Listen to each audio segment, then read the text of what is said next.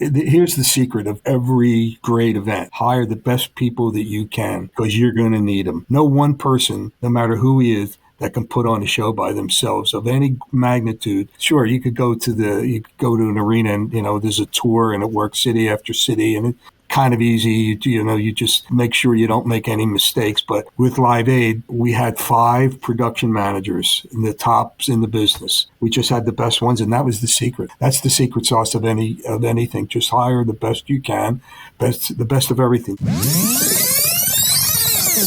Welcome to Aircheck Season 5, a podcast about radio's personality from radio personalities. Listen as radio and TV's best on-air personalities, managers, owners, and consultants tell the tales of their storied careers with your hosts from Philadelphia, Rich DeSisto and Steve Raymond. I'm Rich DeSisto. And I'm Steve Raymond. When you talk about the legendary American concert promoters who helped shape the live music industry, names like Bill Graham, Peter Shapiro, Ron Delzner, Danny Zelisko, and Louis Messina are undoubtedly included on this impressive list. But there's another pioneer who is also on that list, especially when it comes to the city of Philadelphia. And that guy is Larry Magid. On this Aircheck session, Larry Magid takes us on his journey that begins when he almost became one of the first of its kind sports agents, that represent sports figures during contract negotiations. But it was Larry's love of music that he began booking bands for Temple University frat parties. Then working for the country's largest talent agency, booking iconic acts such as the Beatles, the Supremes, and Johnny Cash. Larry Magid's name is ingrained in many musical moments in the Philadelphia area. The Electric Factory music venues, Electric Factory Concerts, a trusted brand for booking major tours through Philadelphia, his purchase of the Tower Theater, where he booked a young Bruce Springsteen to headline 4 sold-out shows in December of 1974, including New Year's Eve. Larry was also instrumental in Philly's part of Live Aid, Live 8, and the Atlantic City Pop Festival in 1969. And wait until you hear what famous museum Larry was almost successful to call Philly home, but it was rejected by the city. A misfire of judgment that Larry says that if we had the right mayor, it would have happened here. Please welcome to Aircheck, Larry Magid. Thank you. I didn't wear my hearing aids. I'm at a disadvantage, but yeah, feel free to yell at me. I'm used to people yelling at me. It's okay.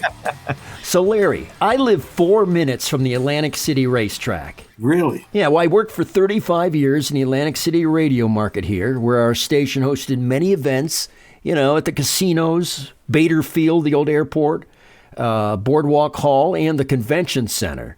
But long before my time, in early August 1969, you were a pioneer in putting on the Atlantic City Pop Festival here at the AC racetrack.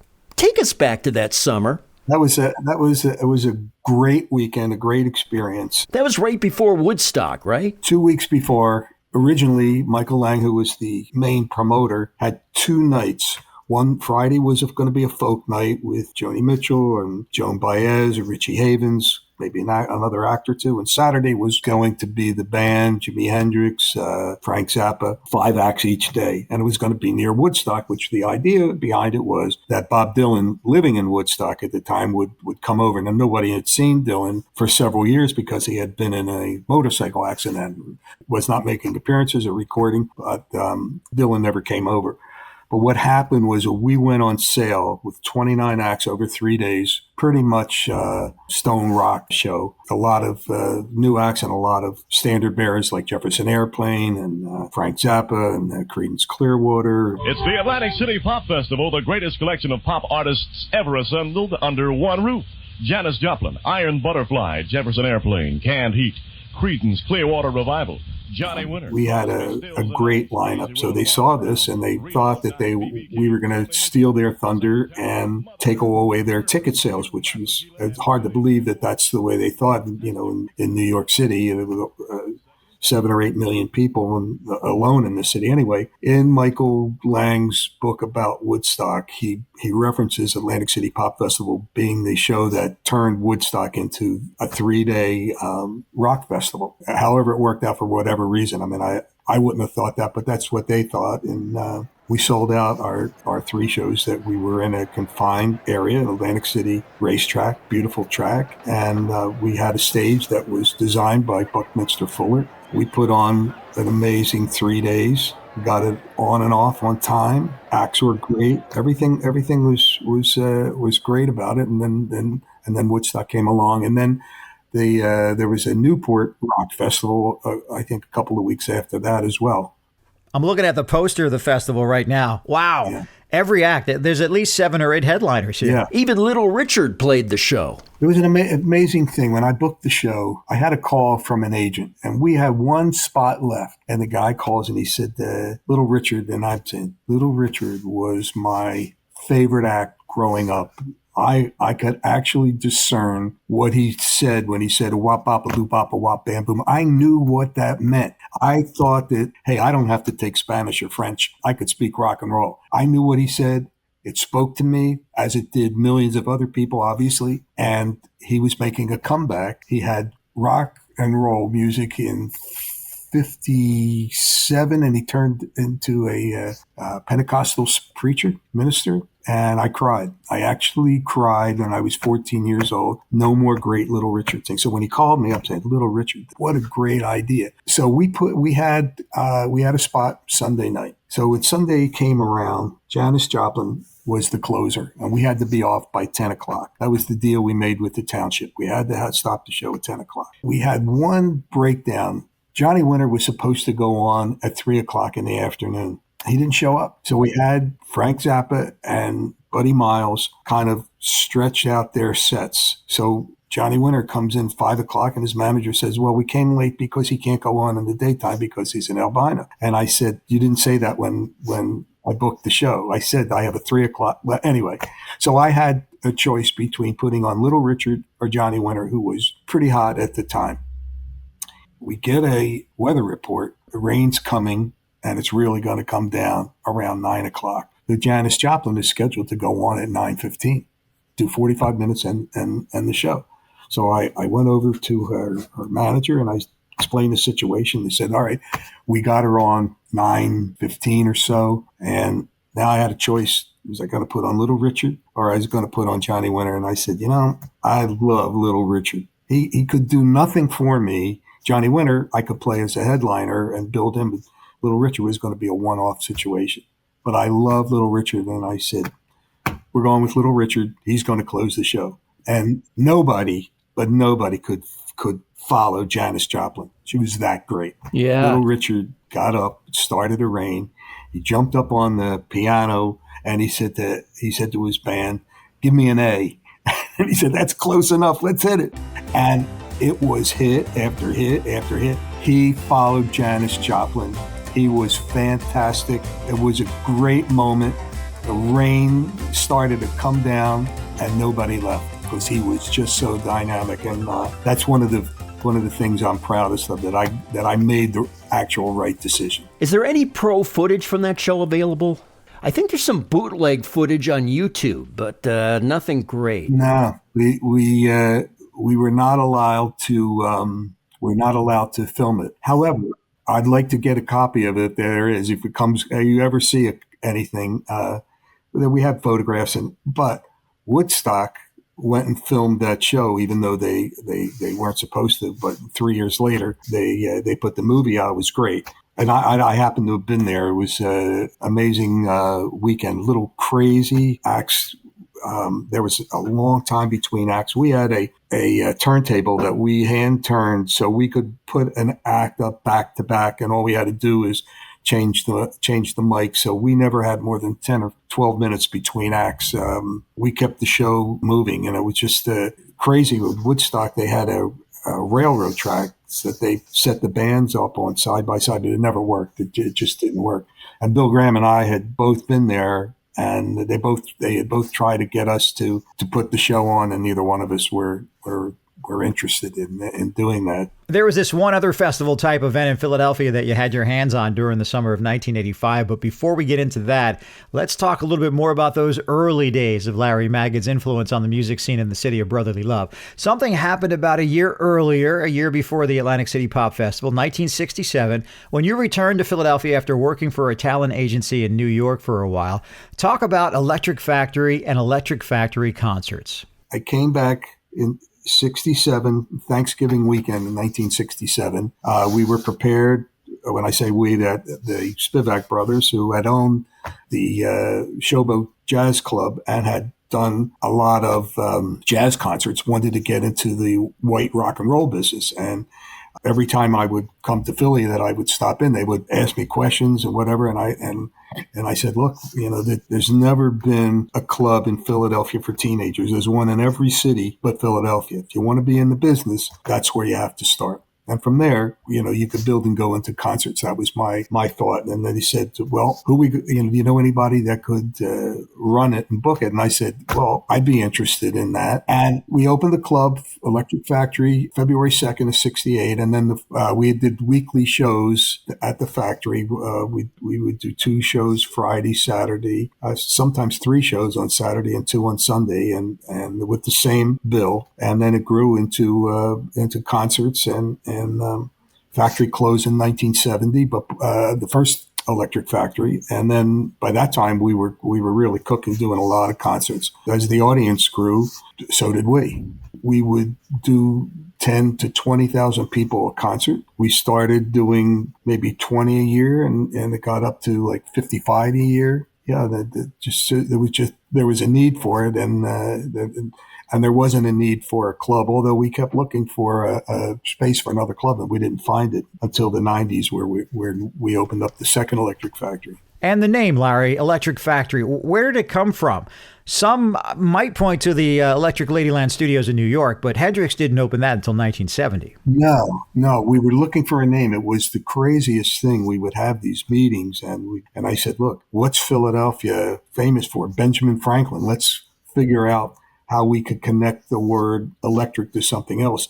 And we went over this for a few months, and then finally we realized, look, this is whatever name we're going to have. If we're successful, the name will become generic. We won't even know what an Electric Factory is. And we had an old warehouse, and then which was the site of the club, and we had that name. And again, 6 months later, it was just a generic name, but it stuck. And then when we were doing concerts, instead of using our names, we used Electric Factory Concerts. And it is synonymous with so much music history in Philadelphia. Yeah, you bet. What were you and the Spivak brothers looking for this new venue to accomplish? What kind of a vibe were you guys trying to create? I was looking for something that would fit the city, the vibe of the city, the soul of the city. And there was a group that I liked called the Chambers Brothers. Yeah, it feel all right, baby. Everybody feel all right? Let me hear you say yeah. Yeah. Black former gospel group that had gone into rock, and they were great. No act could have been a better opening act than the Chambers Brothers for the atmosphere, the coolness, the acceptance of Philly had been an R&B town. Had, the Philly sound, the Gamble Huff sound was just starting in 67, 68, 69. What it really meant when we put our name on it, people could trust that they were getting fair value for their money. Tickets at the factory were like $3.50. The concerts were generally $4, $5, and $6. Sometimes $5.50 in advance, $6.50 at the door. It was a small investment for a great evening of music. And people, I'll have to tell you that I thought that I was so brilliant putting these shows together, putting all kinds of music, blues with rock, and just different things. And then years later, I realized, and talking to people, they just came because it was a social environment and there was music there, and they were going to meet the opposite sex there. And so I wasn't so damn smart after all. I just had a good knowledge of music, presented a great evening, and introduced a lot of people to a lot of music that they hadn't experienced before. Another one of those early music moments for you was booking a young Bruce Springsteen to open for Chicago at the Spectrum, I believe. The first time we played Springsteen, Well, there's two quick stories. He had just put out an album, Welcome to Asbury Park. Really nice album, not the greatest album ever, but it was nice, and different. So his manager at the time was trying to get on a tour, and the biggest act that the record company had was Chicago. And this is 1974. We did an afternoon and evening show, but basically, if you were on a hot show where people specifically came to see that act, it was like throwing raw meat to the lions and the tigers. So he got up, played a half hour, and he got booed off the stage. Wow. And I remember him coming down the stage with his head down, and I was walking up the steps of the stage for whatever reason. And then as he was coming down, and I said, "Not your show, Bruce. This not your audience. There'll be better days." Something silly like that. And then he went his way, I went my way. And then we had this club, the Bijou Cafe, and our deal was you played Wednesday, Thursday, Friday, Saturday, same act. Sat $250, $260. But you had to play for the 4 nights because Saturday night was the only time where we made money. So Springsteen's manager called and he said, Springsteen would like to play the Bijou. Blah, blah, blah. I said, great, give me some dates. And they said, well, we have a college date on a Saturday and we could play it for. I said, now, hold on. You got to give me the Saturday. I don't make any money, And then if we do that, then we have to do it for everybody. And I just didn't want to bust that up. Of course, maybe the dumbest move I've ever made in my life. I'm sure there are other dumb ones, but that was about it. But well, he did get booed on the stage the last time, so yeah. But he was getting records played in Philly, and Philly is where he broke out of, and the radio station, especially WMMR. Yep, Ed Shockey. So what you been doing with yourself, Bruce? Making a new record? Yeah, I'm making another album, and working on my band, working with my band, trying to make it better. Jockey and other people, they were playing his record, and he was hot. And then in 1974, we bought the Tower Theater. 3,000 seats, biggest theater in Philadelphia. It's right outside of Philadelphia, not too far from where I grew up. And I had gone to rock and roll shows there when I was a kid, amongst all the theaters that would do rock and roll shows. So we booked Springsteen for 4 nights. How's everybody in Philly tonight, huh? Great. His New Year's Eve show in 74 at the Tower is one of the special evenings of music that I'll never forget. It was just electric, and you just, it's one of those things you could just feel it and just say, hey, find a place for this guy to play and get out of the way, because, wherever he's going to go is he's going to sell tickets. And that was a seminal moment for Springsteen and for us as well. The band's gotten a lot of incredible support, from Philadelphia, when because we're still really scuffling, to make it work, and it's getting better, but Philly was really the first town that really responded, and I just want to say thanks. Larry, let's fast forward to 1985. Something big was in the works. Yeah. An event like no other. And you get a call from rock promoter Bill Graham. Graham and I were friends, and Graham would have done this by himself if he could. Our regular program schedule is preempted today so that Channel 5 may present the following very special program. Stay tuned for Live Aid. The idea was to do a 2-continent, U.S. and Great Britain, a big TV festival, live festival, telethon. And he would have done it in San Francisco had the time differences worked, but it had to be on the East Coast. So he called me. We had worked together. As I said, we were friends, but we had worked together on a bunch of shows or tours. And Bill did not like the other East Coast promoters for good reason. They weren't capable of putting on a show like this. We agreed to do the show. Welcome to the worldwide Live Aid concert.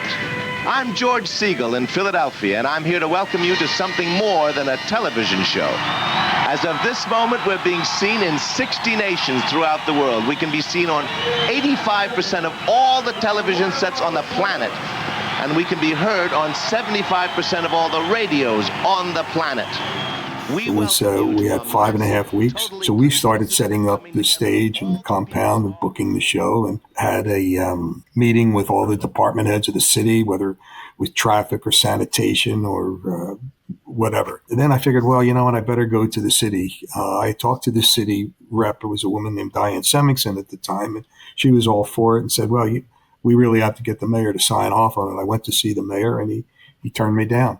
But I was so far into it, and I already said I was doing it, and convinced them to do it in Philadelphia, which took me 2 days and a lot of effort. They had originally wanted to go to the mall in D.C., but they were going to get the permit in time, and then they wanted to go to stadium in New York, which would have been very difficult. And because we had a 90,000 seat stadium, massive, and we had done shows there before, a lot of them, I got the opportunity to explain why Philadelphia was so great, Cradle of Liberty, but people from England, Bob Geldof and Harvey Goldsmith, who were doing the show, didn't get it. But it took me the better part of 2 days and a lot of phone calls to get them to do it in Philly. Now all of a sudden the mayor says, no, you can't do it. And I didn't take no for an answer. And about a week later, I was the managing director of the city, a guy named Jim White, convinced the mayor to do it. And then they fell all over themselves, taking credit for it. This giant musical extravaganza is focusing a lot of worldwide attention on Philadelphia, almost all of it positive, and nobody knows that better than Mayor Wilson Goode, who was among the crowd at JFK this morning. And I think that today we have a chance to invite the world to Philadelphia and to see us as we are, and it will give the world a chance to get to know us. As long as it gets done, who cares? Exactly. Yeah, so let's talk about this time frame that this all was happening. I believe the idea for Live Aid was predicated from the success of We Are the World, right? That's and that correct. hit about March of '85. Right. Was it the catalyst for it? I mean, we're talking 4 months later. This all happened kind of quickly. You bet. It was the catalyst. There was nothing planned. From Bob Dylan to Bruce Springsteen, 46 of America's top singers came together to record We Are the World. The tune, written by Michael Jackson and Lionel Richie, could raise hundreds of millions of But dollars. the success of it was so great that Geldof said, "Hey, let's put on a show. Sure, why not? We have 5 weeks to do the show. 5.5 weeks. Well, that's great. And actually, I'm convinced that the shortness of time made it a great event, because there was no time to mess around, and no hemming and hawing. We built the stage, we went and booked the show, and it came off exceedingly well. We had a great cast. Our MC was Jack Nicholson, amongst others, and the show ran on time. And it was a great event. Raised a lot of money for famine in Ethiopia. But I think the more important aspect of the show was that it was the raising of social consciousness, that our business was able to respond to a cataclysmic event where no one seemed to be moving, and the music business, as always, responds. Are there musicians, the record companies, the business itself responds to these type of things. Live Aid being the biggest, but not the first time that the music business would or entertainers would rally into great causes. Yeah, and I remember in the comedy world, Comedy Relief was doing its part to raise money for poverty. Yeah, you bet. Live from the Universal Amphitheater, HBO presents Comic Relief, a once-in-a-lifetime gathering of some of the finest comedic talent ever assembled. And then 20 years later, having not spoken to Geldof, I get a call and said, "What do you think about doing this again?" And I'm, jeez, it took 20 years to get over it, and now we're going to do it again.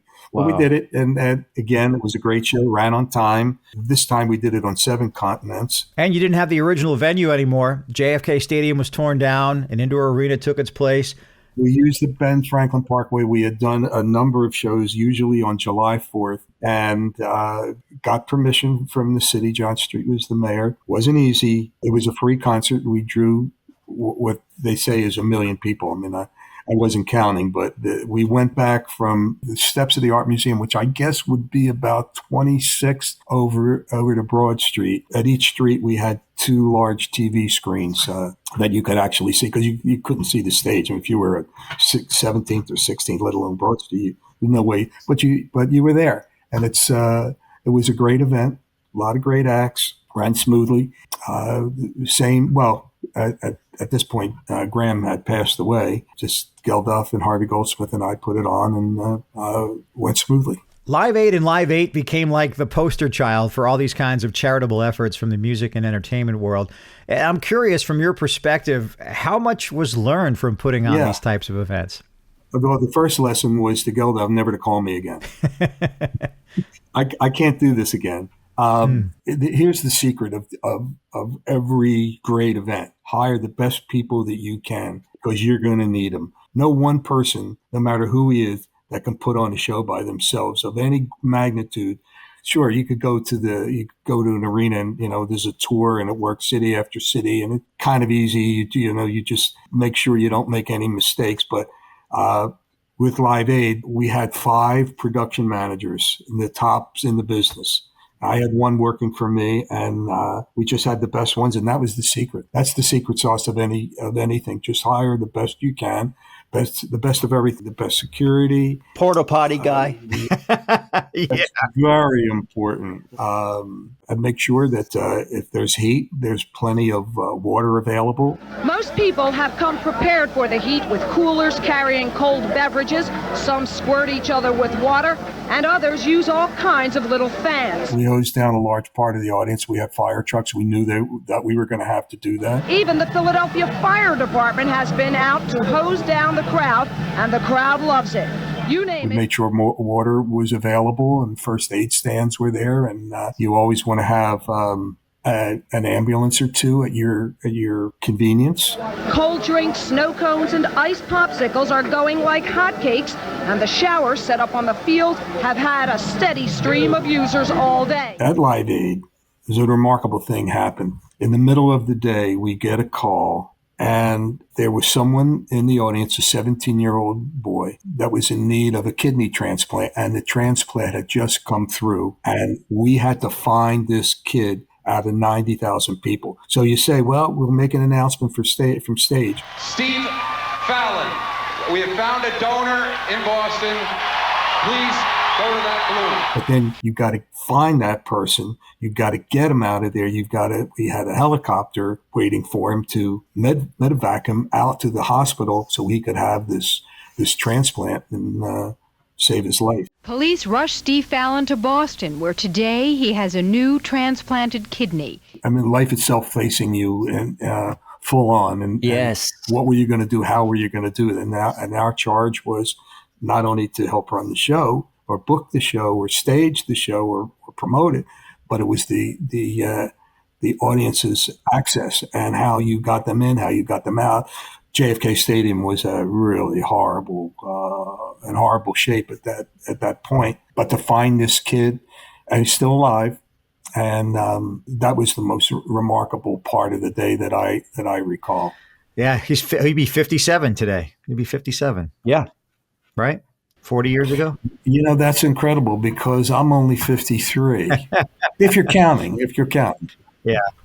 Your music business steps took you from booking acts for Temple University frat parties in the early 1960s, when you were a young guy yourself, to then working in New York for General Artists Corporation, which was the country's largest talent agency. What was that experience like? So I met this guy, Brooks Odell, and he had a band called The Majestics. And that started me on booking bands. For 3 years, I built up a company that had fraternity bands, clubs, proms, and I started doing concerts for schools. And in 3 years, I built up a nice business. I was doing really well, but it was really a full-time job, so I wasn't doing great in school. And then I got an offer to go to New York to be the head of the college department of a small agency. And from there, I got a job at the biggest agency. This was all between 62 and 65, 62, 63, yeah. General Artists Corporation. We had big acts, Bob Dylan, Mamas and the Papas. It was big. And then we had a whole nightclub department and all the big nightclub singers like Tom Jones and Engelbert Humperdinck and people like that. It was a big company. Like Rich and I, you're a big baseball fan. In fact, like me, you're a Red Sox fan, which might surprise people even though you were a bat boy for the Phillies? No, I tried to be a Phillies bat boy. I wrote him a letter, no reply, but I may still be in the running. I don't know. The 83-year-old bat boy, they have to carry me around. While working at GAC, you tried your luck at becoming what was then unheard of, a sports agent for athletes. An early version of Jerry Maguire. Show me the money. Tell us that story. There was a place in Philly called Baffa's in Belmont Hills, right across City Line Avenue. And I met a couple of friends for some drinks, and we were sitting there. In walked Richie Ashburn, spring of '67, something like that. And by this time, he was a broadcaster. So Richie Ashburn comes in with Bobby Wine, a couple of the coaches. I'm sitting there, and I'm saying, let me go over and introduce myself. And I walk over to Richie Ashburn and I said, excuse me, I didn't mean to interrupt, but I'm an agent in New York. I give him my card, and I said, I have an idea that you might find interesting, and I think it would revolutionize baseball.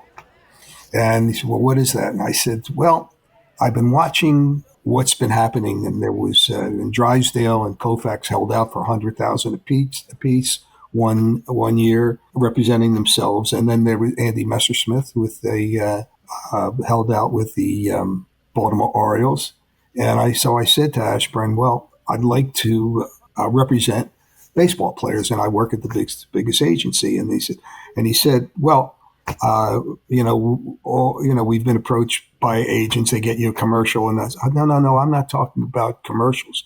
I'm talking about representing baseball players as they're negotiating their contracts. So Ashburn said, well, we do that. We like doing that. I said, well, that's the problem. You like doing that, and you shortchange yourself. And things are changing with the reserve clause, with the Kurt Flood situation. He said, well, I don't know, whatever. He says, but when Phillies come to New York to play the Mets, I'll get in touch with you and come over to the hotel. And when we'll talk and figure, just brushing me off, just sitting, there in a relaxing social situation. So I go back to New York and I go to my boss, and I'm the youngest guy there, the low man on the totem pole, booking new talent in the college or wherever I could. It was just, and I said, look, I came up with this idea. I run it by him, and he says, well, we have somebody that represents ball players and gets commercials. And I said, no, you're missing the point. The point is, I think that there is a business representing athletes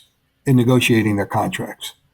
And I said, well, we have this guy. I don't know if you remember him. His name is Dale Long. And he had played for the Mets and the Pirates. At 8 home runs in 8 games at one time, set a record. Anyway, he was hired to work at GAC, general artist, and he got athletes commercials. So I go back to my office. A half hour later, I get a call. Larry, Dale Long. Oh, hi, Mr. Long. Blah, blah, blah. And then he tore into me. How dare you go after sports people? Oh, this is what I do. It's my job. And I said, I'm not in the commercial business.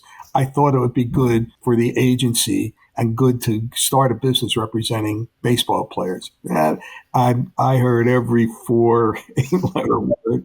If you go near a baseball player again, you'll be fired. Nobody will ever hear from you again. So I needed the job. I was making $275 a week, living in New York, just barely making it. And I needed the job. So I had to drop that, and I never became a sports agent. Or I could have become Arliss. We're a boutique agency, and I'll always be there for them. And not just through the good times, through the bad, too. Michael Irvin on line 4. I'm not here. And as we mentioned at the opening of the episode, Larry, you were involved in a project that could have given the city and the historic sound of Philadelphia the custodian keys to musical history, the Rock and Roll Hall of Fame. Yeah. It almost was part of the enormous landscape of the 100-plus museums in Philly. What happened? Well, Rock and Roll Hall of Fame was looking for a location, and I knew people on the board pretty much, and they had tried New York, they had gone to Memphis, and I called them up, and it was Ahmet Ertegun was the head of it, who was the famous head of Atlantic Records, and Jan Wenner from Rolling Stone, and John Landau, Springsteen's manager. And I said, hey, Philadelphia, I mean, what? Where American Bandstand, this is where it all started. Why wouldn't you come to Philadelphia? Anyways, we sent a train car for them, and they come out. They landed 30th Street Station. There were 40 people. And as they walked up the steps, we had bands playing. And we had Chubby Checker doing the twist. And we had 3 or 4 or 5 radio stations. We had hundreds of kids at 30th Street train station and cars circling the station, beeping their horns. And guys were just blown away. And we started having meetings and looking for a location. And then the Chamber of Commerce threw us a big luncheon. So at the table I was sitting at was Ahmet Ertegun. I'm sitting to the right of him, and Wilson Good, who is the mayor, was sitting to the left of him. And halfway through the luncheon, Ahmet Ertegun turns to me and he leans over and he says, "Larry, your mayor is a bozo." So, well, my hopes and dreams were just sunk. Anyway, we had other meetings. We zeroed in on a couple of sites that they thought would work, and all we had to do was guaranteeing as a city, as a state, $40 million to build this, the Rock and Roll Hall of Fame. And the problem was that the money was federal money, so no city or government could say without lying that they had the money was committed, blah, blah, blah. So when it came up, we couldn't guarantee it. We had PIDC, Philadelphia Industrial Development Corporation, and that's who we wanted there. And our presentation was brilliant. It was really brilliant. They said, "Okay, we'll come here, guarantee us the $40 million, but nobody could. Now, Cleveland, who had just had their, which was called the Mistake by the Lake, the lake actually caught fire, and the governor of Ohio fibbed and said, "Sure, we'll get you the $40 million. When the Rock and Roll Hall of Fame decided to make a permanent home, Cleveland won the bid. And on September 2nd of 1995, Cleveland became the official home of rock and roll. Rock and roll is definitely here to stay in the Cleveland area. The supposition was, well, this is Alan Freed, who was the first big disc jockey, and he was from Cleveland. This is where rock and roll started, which was not true either. And they got the money, and the money then turned in, by the time they were finished, was $100 million. My contention was Ed Rendell, mayor, governor, we have the Rock and Roll Hall of Fame. We we had the wrong mayor, didn't understand what it was and what it was going to do and the tourism that it was going to bring into Philadelphia. Since the Rock Hall opened in 1995, they have welcomed 500,000 people a year, pumping $2 billion back into the Cleveland economy. Rock and roll was no longer the stepchild of popular music. We didn't have that in place. We had everything else in place. And where was the proposed site for the Hall of Fame? Well, there were a couple of sites on the Delaware. There was the Maritime Museum that we could easily fit in there. At that point, was all you needed. You needed some land and some visionaries to design it. And I.M. Pei was the architect, and it was brilliant. And it just it fit in Cleveland. I mean, anything would have fit in Cleveland. There wasn't anything there, but it's a remarkable place, and it's become a depository of all instruments and costumes that people have used over the years. And like any museum, all this stuff is put in the vaults. You may never see this stuff again, but it's a depository and in temperature controlled vaults. So sadly, it's not in Philadelphia. All of our lives would have greatly enhanced had it been here, and would have been a lot more fun in Philadelphia, but it wasn't to be. But you continue to pay homage to the sound, the artist, and the history. We've had a great history of really terrific acts. Now I think it's even bigger, and it's going to grow bigger in Philadelphia once again. Is a large focal point of the music business, and I just couldn't be happier. It's great to see that, and that's one of the things we work for all our lives, and to make Philadelphia that important. So when you had a Hall & Oates, Patti LaBelle come out of Philadelphia, when I was a kid, when Bill Haley and the Comets came out, and then Danny and the Juniors and the Dovells, and then the Gamble Huff Sound of Philadelphia years. So it was just great. We've offered the world a great peek into Philadelphia and all the talent in our book that we just put out. Yeah, talk about that book. We had 13 writers compiling the Philadelphia music book, Sound of a City, where we've had so many acts across every genre. We start with the Philadelphia string bands and the history of music in Philadelphia going back to the 18th century, and then the growth of Philadelphia music through the classical and opera genres and big bands and rock and roll and hip hop and electronic dance music. It's Americana and folk music. It's been a great experience putting this book together, and we got all these great writers. I just compiled the book. It's a big coffee table book, and it's about 400 pages. And the book tries to point out these great occurrences in Philadelphia. And you mentioned the disc jockeys, how important they were to our lives and what they brought to us, and personalities in their own right. And Philly had top DJs and the women who became big air personalities. If there was a glass ceiling, these women broke through it. But we had more prominent female disc jockeys than any city in the country. And, wow. And some of them went on to bigger careers. One of the great disc jockeys in Philadelphia, and maybe the best I've ever heard, was a guy named Jimmy Bishop, who came along during the Gamble Huff years. Right now, I want everybody to get together and welcome one of the greatest stars in show business to the stage of the Nixon Theater. The big fat cat who knows where it's at. Tips the scales at 308 pounds. 2,000 tons of soul. This is Billy Stewart. I think best disc jockey for Philadelphia over the past 40, 50 years of my life was Pierre Robert, and sadly missed. Hey everyone, I'm Pierre Robert from WMMR Radio, and it is my great pleasure to wish the Electric Factory a happy 20th birthday. MMR is 47 years old. It started in 1968. Larry Magid opened the original Electric Factory also in 1968, only opened for a few years, and when it closed, there was no place to go that was quite like it. I was there when he reopened it 20 years ago. It was a joyous experience, and it still is today. Without question, my favorite room. So many places you can go in and see a concert, but nothing like the Electric Factory. And it reminds me, because I come from San Francisco, of the earlier days in concert world where every town had their concert promoter. In San Francisco, obviously, that was Bill Graham. But without question, in Philadelphia, it was Larry Magid. And that building, as I said, when it reopened 20 years ago, has brought so many cool, big acts, small acts. How this guy from San Francisco became part of Philadelphia. He was more Philadelphia than most Philadelphians. He loved the city. He was a champion of the city. And he was the guy that you would see at shows. He would turn up at shows. I've seen everything from the Hooters to the Foo Fighters to David Bowie play the Electric Factory. Larry's done an amazing job, so a very happy 20th anniversary to him on the reopening of the Electric Factory, and to the great staff that work there.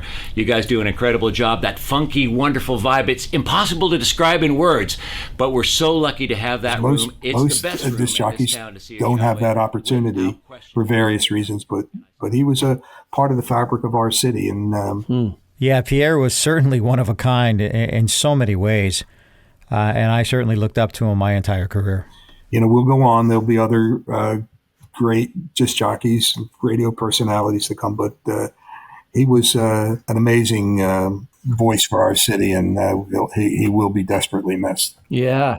Larry, so you've been in the same room with so many celebrities. As you look back, was there a moment, or were there moments when you kind of pinched yourself and you said, wow, am I really sitting here in the same room with this guy? I guess early on, Mick Jagger, early on, but then, you know, it's an amazing thing when you actually just sit down and realize we're all the same. He has more talent than most of us, but there are things that maybe you can do that he can't do. And that's the great denominator, that if you find you can have a conversation, and obviously our conversation was about the show, you know, what to do, and our conversations were that he championed black music and entertainment, and I spoke that language very well. So when he would do a tour, I would get a call.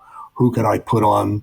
Who would I suggest putting on the tour? So whether it was Stevie Wonder or the Commodores or Ike and Tina Turner or B.B. King. I got those phone calls over the years, and so that was our common denominator. We both liked the same music, and we spoke that language. So a lot of the acts you meet when they start out, whether it's Elton John, an opening act, or Billy Joel as an opening act at the Bijou, a 250-seat club. But a lot of these acts, because of a lot of people's efforts, broke out of Philadelphia, whether it was disc jockeys or promotion people or promoters like me. But here's who broke out of Philly. Springsteen, first big success out of Philadelphia. Billy Joel, yes. David Bowie, Bette Midler. The list goes on and on. Out of how many people, Bonnie Raitt, how many people got their start here because somebody believed in them, and not necessarily the promoter, but the audiences. So what you do, you're a conduit. You bring the act to the public. The public are going to tell you, hey, I like this act or I don't like the act. It presented in the right form. Not presenting Bruce Springsteen opening to Chicago. We just fed him to the wolves that night. Billy Crystal broke out of Philly, obviously not a musical act, but we had a forum to present him, and the list is endless. I mean, I could go back to Hugh Masekela and Ramsey Lewis doing their first concerts here. It predated me. So there's a great history, and of all the people, when we started to research the book and the first edition came out, it never even got to bookstores. We just sold it out right away. Companies wanted to buy it, and schools, colleges. And then we kept getting calls from the various writers saying, hey, what do you think of putting this one in? And we had the time, and we added another 40 pages to the book. And I'm sure there are people that we could put in another edition, selling well. Yeah, this is the second edition, so you could keep going with this. And we'll put the link in the show notes for those interested in purchasing the book for you, Larry. That'd be great. Thank you. And the profits go to Philadelphia Music Alliance? Philadelphia Music Alliance and educational programs. And the idea is, when we started the Music Alliance 40 years ago, and we do the plaques along Broad Street, is now known as the Avenue of the Arts. And we have a big gala each year. We induct people, and we have people from Marian Anderson to Bill Haley in the comments to you name it. I mean, Leopold Stokowski to Anna Motho and Mary Alonza to Teddy Pendergrass. And we have close to 300 people that have biographies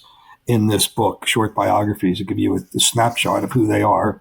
So the Music Alliance not only honors the people, but through our education programs of trying to help young students who want to enter this business, give them some guidance. We have seminars at colleges. We've done it for high school students. We have speakers go to various classes. I've done any number of these things. We do master classes. We have the Hooters are going to do one, and I've had Rick Wakeman do it. I actually had Billy Joel do one at one point, and Mount Joy is going to do one. Philadelphia is a center for music business instruction in colleges and even in performing arts high schools. So what we're offering is a little guidance, a little mentorship, and giving them hope and inspiration that they can continue to help populate the Philadelphia music scene and become the next national and international headliner. Each of us have had breaks in our lifetime and people that have helped us. I didn't get here by myself. And there were a lot of people that helped me. Of course, it doesn't hurt to get lucky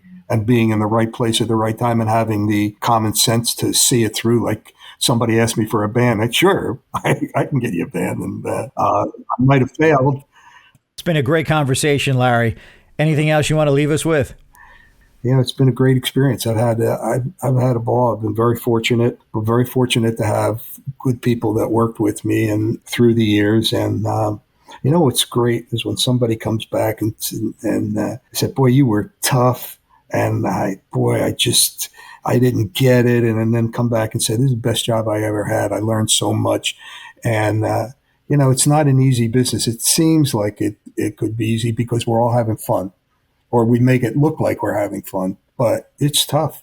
And once you get to a certain level, how hard it is for all of us, whether you're a performer or not, to stay there. Not everybody gets that opportunity, but again, you go back over your life and see where you were at a certain point, and then you met this person, and they helped you to the next level and the next level. It's I've had some great mentors that may not even have thought they were mentors, but taught me about life and how to maintain civility in this crazy business, in the crazy world. That how to handle yourself, how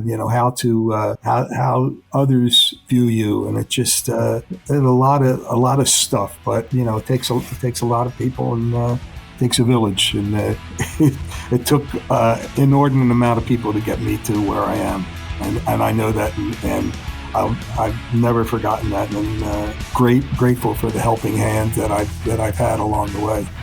Great stories, Larry. Thanks for being on Aircheck. You bet. Thanks, Larry. Appreciate it. You can follow us, stream, and download every episode of Aircheck on Apple Podcasts and Spotify. Give us a great rating and share the show with a friend. You can also listen and subscribe on YouTube. Leave a comment, too. We'd love to hear what your favorite episode of Aircheck is. This is Rich DeSisto. And I'm Steve Raymond. We'll talk to you soon. Closing out another episode of Aircheck, a podcast about radio's personality from radio personalities. If you have radio stories to share, we'd love to hear from you. Join the Aircheck guest list. Email aircheckme@gmail.com. Musical props are Chris Gordon's. Announcer props, I'll take those. Greg O'Brien, the OB. Aircheck is the creation of RDPK Productions.